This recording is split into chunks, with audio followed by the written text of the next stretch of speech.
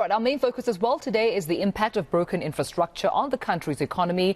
Now, did the post-apartheid government actually address town and spatial planning to address infrastructure shortcomings, or did they simply ignore it? Let's discuss that with Sarah Roffe. That's, of course, Dr. Sarah Roffe from the Agricultural Research Council. Doc, thank you so much for your time and good morning to you. And that's the question. Do you think a good job was done here by the post-apartheid government to ensure they address some of the issues and challenges we're seeing in town and spatial planning? Thank you. Thank you for having me. I feel quite honored to represent the Agricultural Research Council. And as for your question, I think that there are a lot of challenges that actually have come from this, and I don't actually think that our infrastructure is well prepared when it comes to, say, heavy rainfall events and heavy rainfall events that we're likely to experience this season. With that being said, what skills are required then, Doc? At the rate we're at, with all the infrastructure decaying that we're seeing and the collapse of infrastructure, if some haven't collapsed already, some are collapsing, what skills do you think we need at this point? Sure, skills in terms of improving the infrastructure, I guess. The biggest thing is that we need to look at maintenance, and we need to look at maintenance in terms of these sort of heavier rainfall events and these climatic events and weather events that are likely to influence our decaying infrastructure. So a lot of skill is needed in terms of engineers, architects, and the range goes on there. And do we have those skills readily available, in your opinion?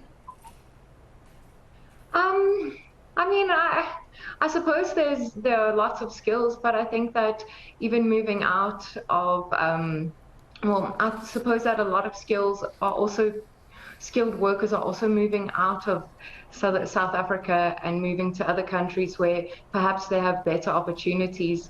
So, I do think that we have the adequate skills, but they just need to be put in place better.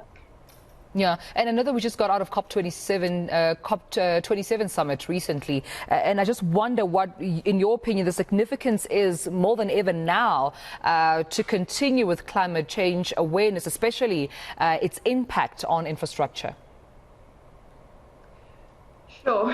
So if we focus just across South Africa, climate change awareness is so necessitated by the fact that all of our climate change projections are not necessarily, they're basically producing a dire sort of future outlook for us, across summer rainfall zones.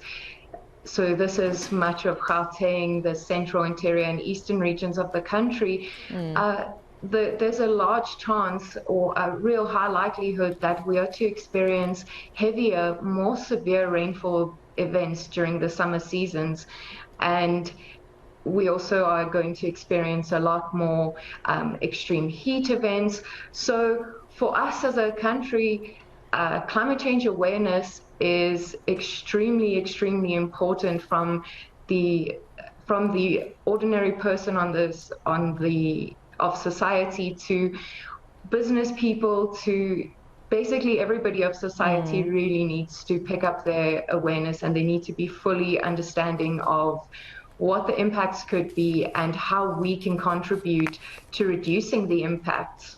Well, I appreciate you speaking to me about this, Dr. Sarah Roffe from the Agricultural Research Council, talking to me about, of course, town and spatial planning infrastructure, and how, of course, some of our infrastructure has already collapsed, some collapsing, some decaying, and what needs to be done, saying, of course, the skills are readily available to ensure that, of course, we save and build on what's left.